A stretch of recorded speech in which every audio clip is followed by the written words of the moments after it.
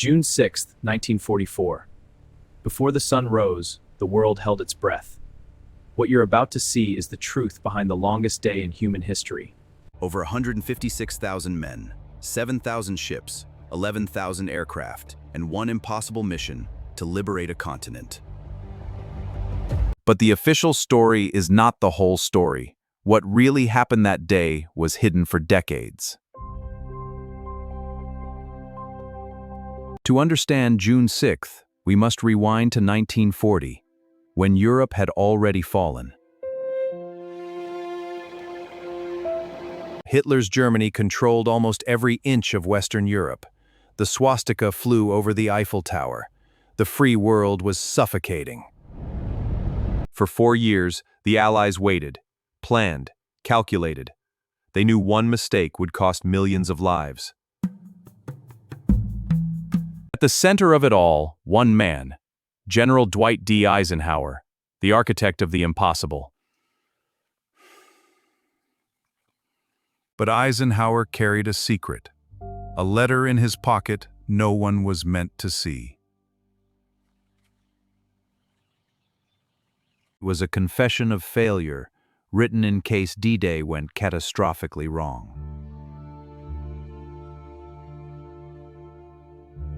Because the truth is, D-Day was almost canceled. Twice. The weather, sir, it's worsening.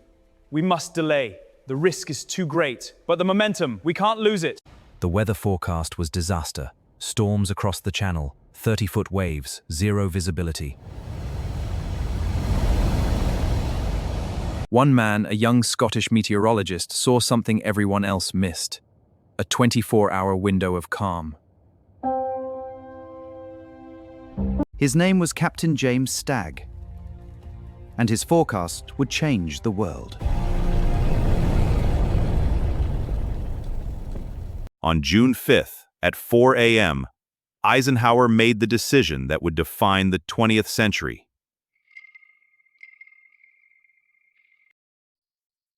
Okay, let's go.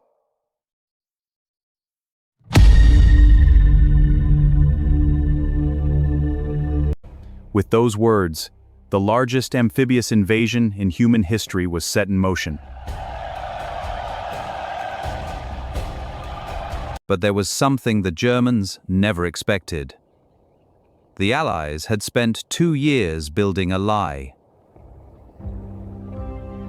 Operation Fortitude, the greatest deception in military history.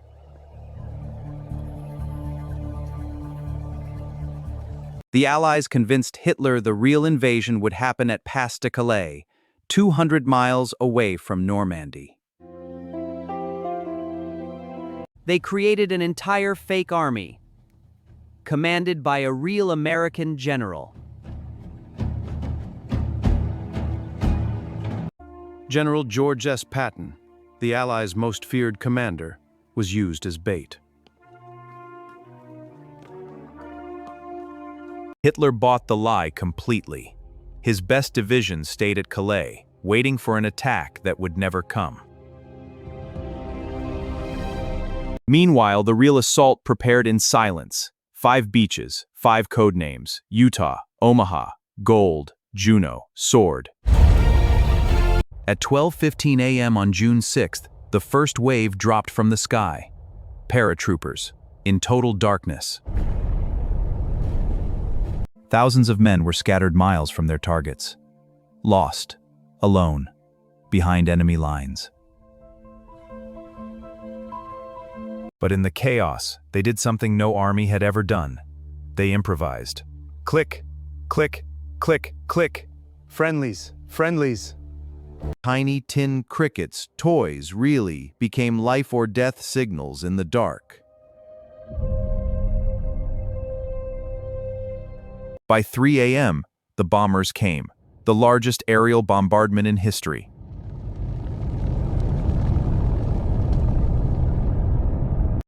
Over 5,000 tons of bombs fell on Hitler's Atlantic Wall in less than an hour.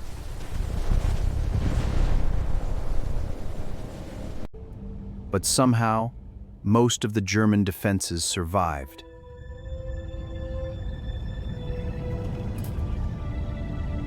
The bombs had missed. And waiting inside those bunkers were the most lethal machine gunners on Earth. At 6:30 a.m., the first landing craft hit the beaches. The killing began. What happened in the next 30 seconds at Omaha Beach would haunt survivors for the rest of their lives. Within minutes, the surf turned red.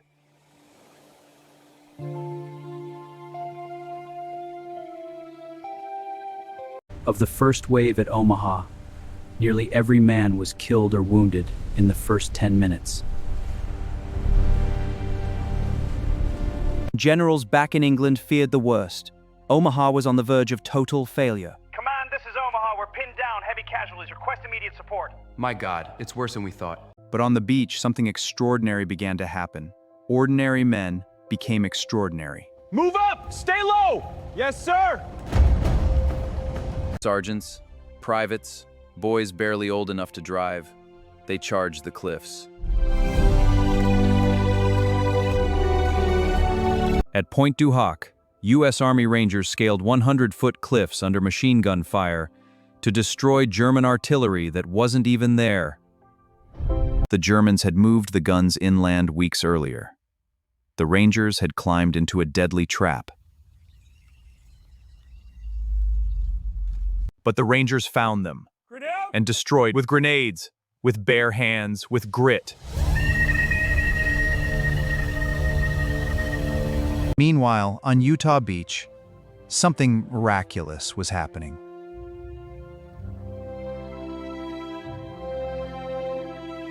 A navigation error pushed the landing 2 kilometers off course and accidentally saved thousands of lives. They landed in a less defended sector. By 9 a.m., Utah was secured.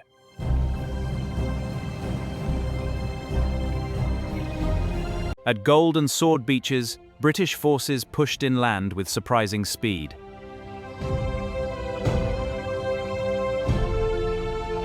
And one Scottish officer waded ashore with bagpipes playing.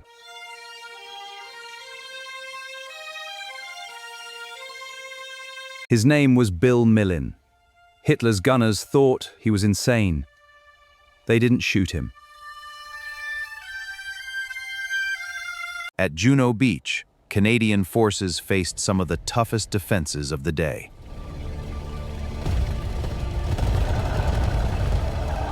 By noon, all 5 beaches had been secured, but the cost was unimaginable. Over 4,400 Allied soldiers died on June 6th alone. Many of them were teenagers. But while the Allies bled, Hitler was sleeping.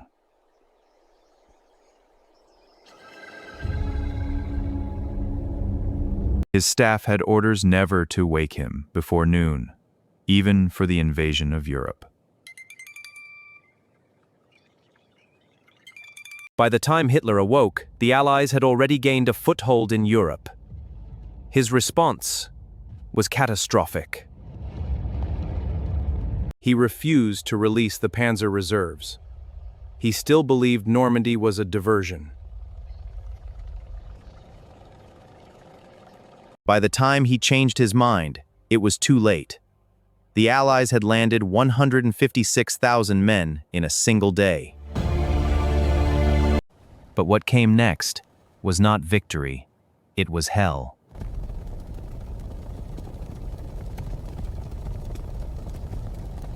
For 6 brutal weeks, the Allies fought through Normandy's bocage, hedgerows that turned every field into a fortress. German snipers, machine gun nests, and hidden tanks turned each hedgerow into a death trap.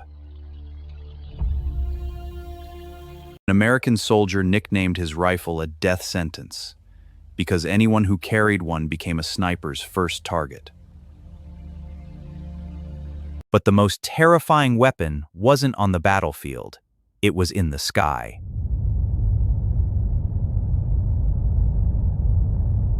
V-1 rockets, The first cruise missiles in history rained down on London. Hitler's revenge weapons could not stop the Allied advance, but they killed thousands of civilians.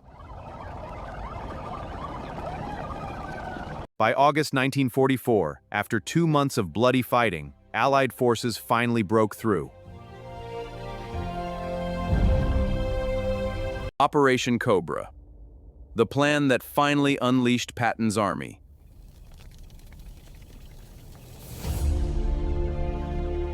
In just 3 weeks, the Allies advanced 400 miles across France.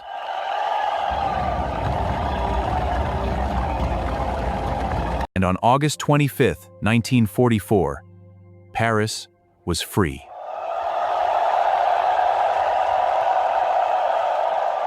But the war was far from over, and not every secret of D-Day was known. Some secrets stayed buried for 50 years.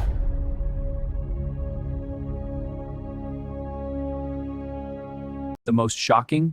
The Allies knew about a spy ring inside Hitler's high command.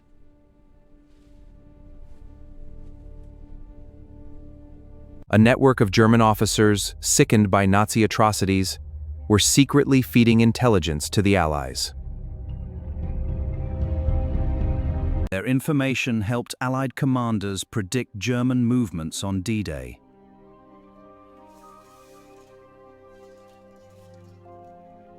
But the most shocking revelation came from a place no one expected, Bletchley Park.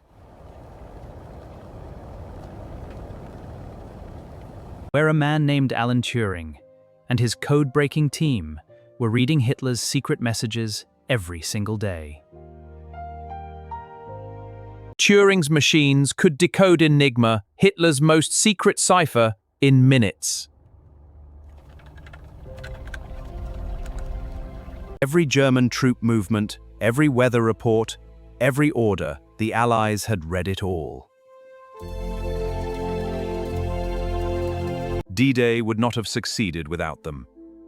Yet they were sworn to silence for 30 years. But there's one D-Day mystery historians still debate today.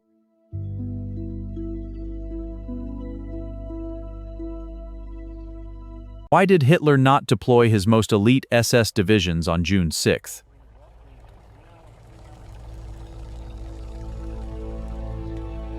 Some historians believe he was tipped off too late. Others believe